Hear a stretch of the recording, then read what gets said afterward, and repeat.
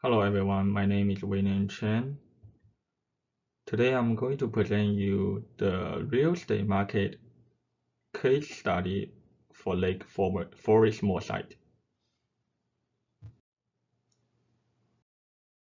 First, I'm going to introduce you the exclusive summary and the location and condition of the Lake Forest Mall site.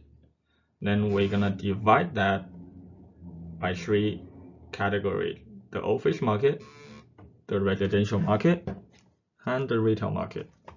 At the end, we will come out with our conclusions and recommendations. The Lake Forest Mall property site is facing with challenge of considering which type of property investment would have the most economic value in the future for the location. The purpose of the study is to analyze and determine whether to develop an office facility, retail building, or residential building on the Lake Forest Mall site. The information available on the site for guiding this decision is mostly market data on prices and other key factors in primary and secondary trade area that would influence the price and the demand.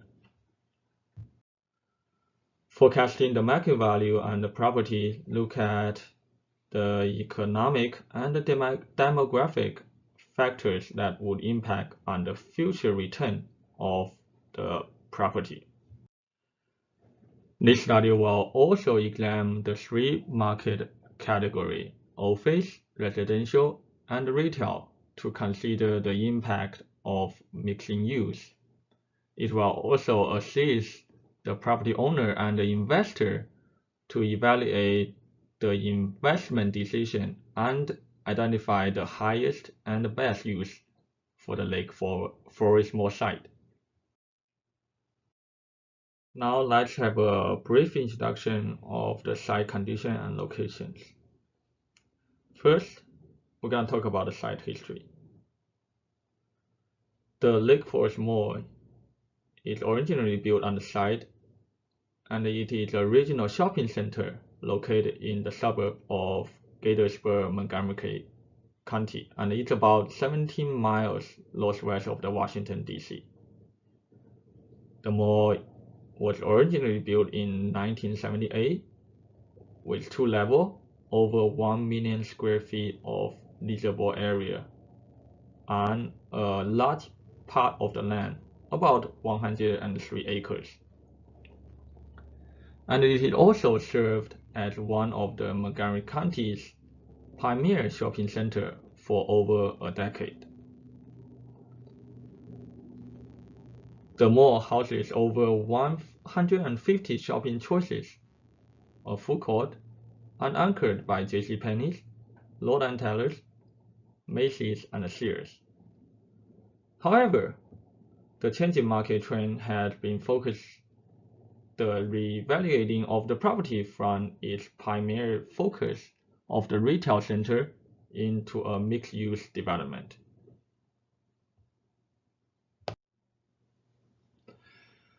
The site is surrounded by three major highways in the center of the Montgomery County: the Highway 270 of the west, Highway 370 to the south, and Highway 170 to its north. The site is also bisected by Frederick Avenue, which runs through the middle of the city and connects Gettysburg to Washington, D.C.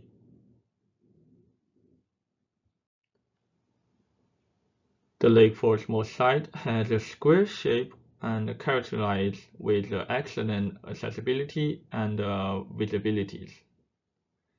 It is predominantly flat with a slight elevation gain near the northern corner of the Montgomery Valley Avenue, which is require additional grading to increase its visibility of the site.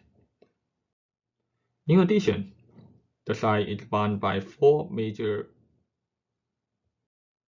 in the heart of the Montgomery County, and with the daily traffic count of over 175,000 cars, from its primary feature of 1 I-270s. The site also provides infrastructure for parks and the community, as well as some natural features, including 3 retention ponds and large green spaces on the corner of the Montgomery Valley Avenue and Roosevelt Avenue. The location of the site is driving friendly, but not so much with the metro and subways. The Sandy Grove metro station is located approximately 4.5 miles, and the Gettysburg Market Rail service station is about 1.5 miles away. In addition, the public train lines run in between of the local areas.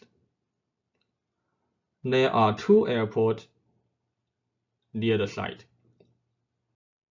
Dallas International Airport and the Ronald Reagan National Airport, located about approximately 30 miles away from the city of the Gettysburg. According to U.S. Census 2017, the estimated total population of Gettysburg is approximately 89,000, with an average household income of $96,000 per year.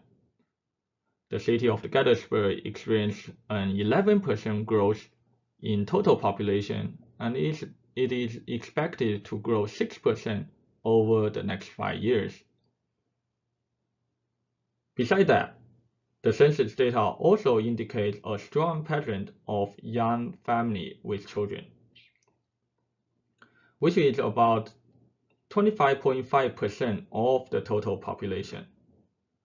Moreover, Montgomery County also equipped with a high quality of school system, with over 91% of the high school graduation rate in 2018.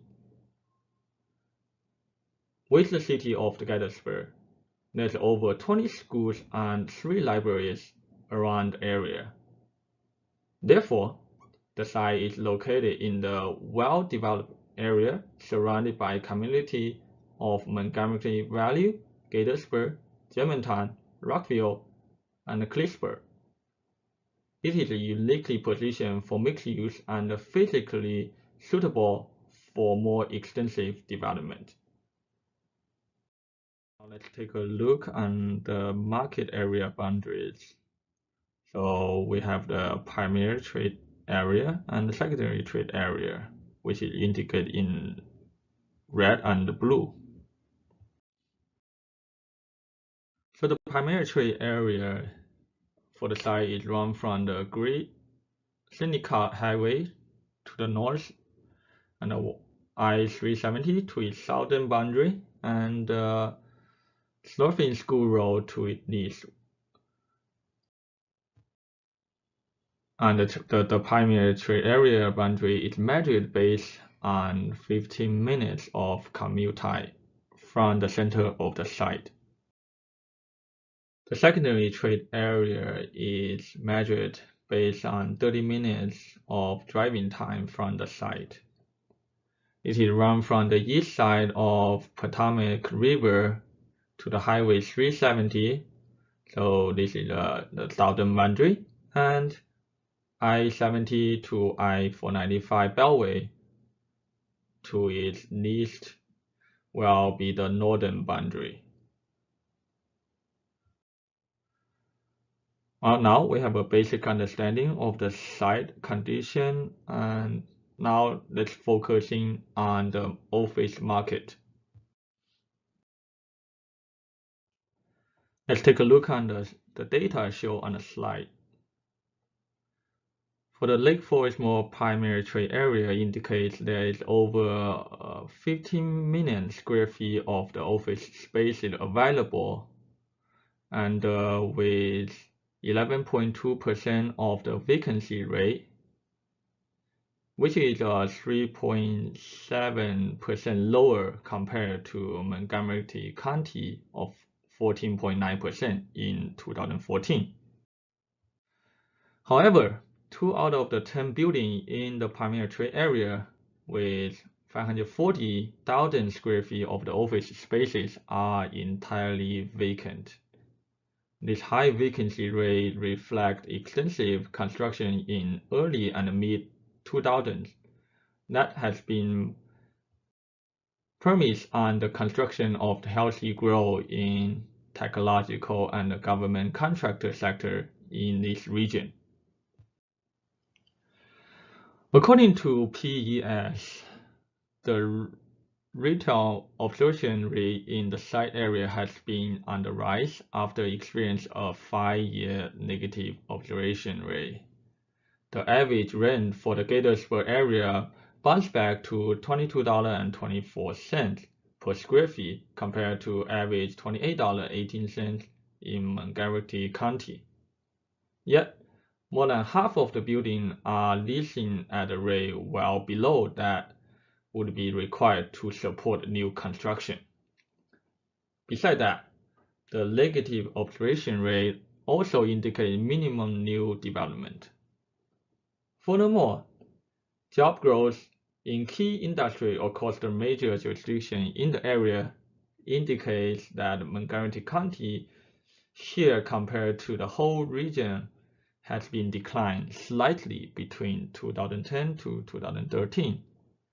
All of these factors suggest that the developer need to wait for the pre-leasing before processing with the new buildings. Now let's take a look on some new office development in the Pioneer Trade area. The table on the left side indicates there's 3 new office development within the relatively location from the Lake Forest Mall site. The 3 locations had a similar geographic and add over 2.2 million office space in the area. Therefore, this could be the major competitor of our site. Based on the Montgomery County's projection, there are approximately 20,000 new jobs will be added into the primary trade area in the next 5 years. At the current trend of 170 square feet per employee, it requires 3.4 million square feet of the new office spaces in Gettysburg area. Let's assume 70% of the office space will be captured in the Lake Forest Mall primary trade area due to the modern renovation and the transportation improvements. After calculation, they still have oversupply of office spaces in the site area. Therefore, such a demand could not act as the primary factor to trigger the new development. However, it will also provide opportunity to transform the oversupply office spaces into a mixed-use development in the near future. In conclusion, for the office market, I believe there is a limited market for new construction in the site area for at least several years. With the limited growth in the office demand, the demand is primarily offset by the excess of the supply across to the entire region. So converting the vacant office building into a mixed use can reduce the vacant inventory in the area. Not only it will be attractive to the larger corporation tenants seeking a dynamic working environment, but also it will attract the small office tenant who would benefit from the foot traffic from the surrounding retail and the residential users.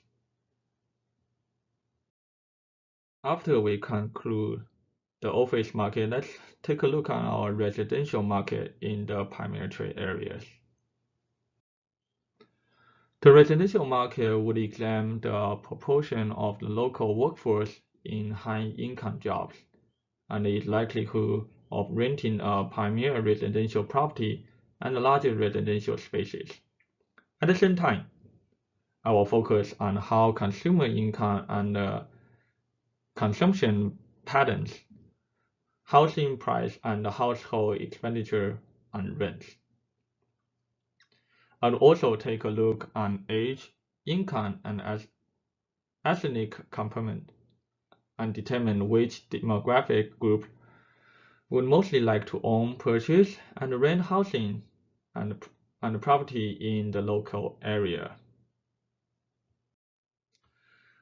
Based on the census population data, the total population of the Lake Forest Mall primary trade area is approximately 89,000, and it is expected to reach over 94,000 in next 5 years. The demographic growth rate with the Lake Forest Mall primary trade area for the year 2000 is 2.62% and 6.61% for 2015. The projected growth rate for 2015 to 2020 was noticed to be 5.9%. This data also shows that over 60.4% of the population is under the age of 45 and 48.67% of the population is under the age of 34, which is a strong indicator for young families. The Lake Forest trade area has a mixed race population, with white constituting about 42.25%, followed by African American and Asian Americans. After looking at the data on the projected growth in different categories of the residential tenants, and find that 67% would be residential tenants where family household, as opposed to non-family household such as college students. The Lake Forest trade area and the city of Gettysburg had the highest percentage of rental home property and the lowest percentage of owned home property when compared to the immediately surrounding market. The median home value of the Lake Forest Mall primary trade area is around $380,000, and the median gross rent for the area is about $1,600. Besides the demographic profile, let's take a look on the rental apartment in the area. The table on the left side shows 5 residential rental apartments within 1.5 miles radius of the Lake Forest Mall trade area. The current overall vacancy rate of the area is relatively low, about 4%, compared to overall stability rate for the rental property at 7% in other parts of the United States submarket. Also, the average rent in the primary trade area is ranging from $1,400 to $1,500, which would be predominantly for a 1 to 2 bedroom apartment. In addition, let's take a look on some new construction in the trade area. Let's take a look on the table on the left. Shows that there are 2 competitors within the primary trade area. Both of the buildings have the similar condition and characteristic of our potential site. However, the Lake Forest Mall site still have the potential to fill the gap of the demand due to less limited supply for our competitors. In conclusion, for the residential market, based on the data above, it indicates the supply is limited, especially for those who provide a vibrant environment and modern amenities. As the population and job growth in the area, there is an estimate of over 500,000 square feet of the residential spaces that the site can support. Therefore, we can conclude there is an unmet demand for the residential spaces for over the next 5 years.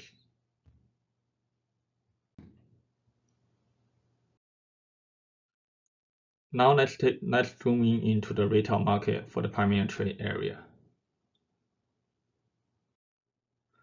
The retail market for the site is influenced by the market factor including the demographic, approximate and average disposable income, and consumer purchasing power, which is measured by the consumer spending in the different products in the group.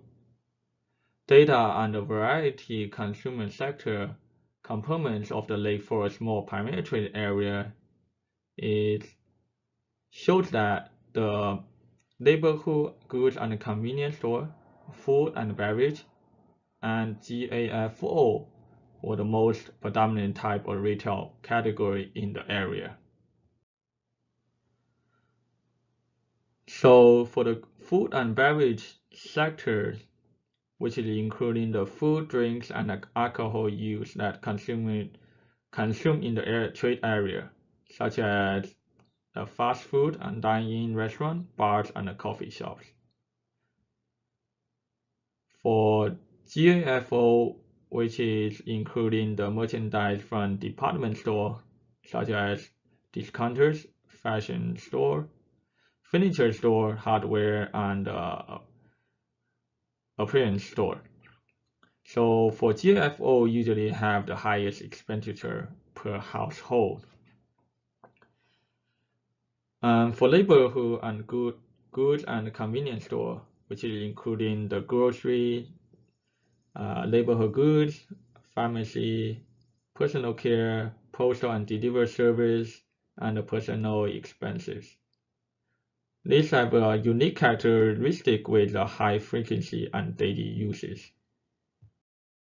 Let's take a look at the consumer buying power and the household expenditure for the primary trade area. So based on the table showed on the left-hand side, there are total $161 million was spent on the food and beverage, and over 5,000 per household. For GAFO, there's over $304 million in 2015. And the neighborhood goods and services, there's a $345 million in 2015. So the total expenditure estimated for 2015 is $1.98 billion. So next slide will be expenditure for each category. So with the numbers shown on the left-hand side, we can calculate the expected capture rate for each category. For neighborhood goods and services, total sales is $345 million with a capture rate of 17%. And for food and beverage and GAFO is 8% and 15% respectively. Data show above, now we can calculate the expected capture rate for each retail category. We can use $400 per square feet as the ideal sales figure for grocery and $350 per square feet as the ideal sales for all other type of the retail to find out the supportive retail spaces in the trade area. Finally, let's take a look at some new retail development in the trade area. The map on the left-hand side indicates the total amount of the retail development within 5-mile ranges of the primary trade area. There's 8 out of 63 development are actual retail development, with a total of 295,000 square feet. In conclusion, for the retail market, with all the data shown above, the primary trade area can support over 321,000 square feet of the retail spaces in 2015, and about 350 square feet of the retail spaces in 2020. This data shows a growth of demand for retail space in the area. On the other hand, there's only 295,000 square feet of the retail spaces under construction, which indicates there will be an unmet demand in the retail development in the area.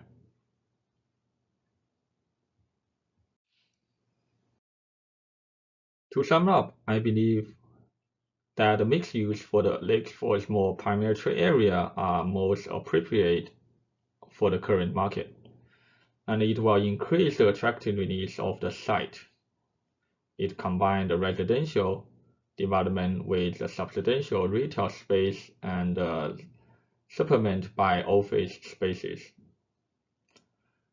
This report also shows there is no exponential amount of the unmet demand in any of the three categories. So the decision of the mixed use is compare the probability of attending the project profit for each of the economic use, then to determine what a proportion of the floor spaces to allocate for each of the three categories.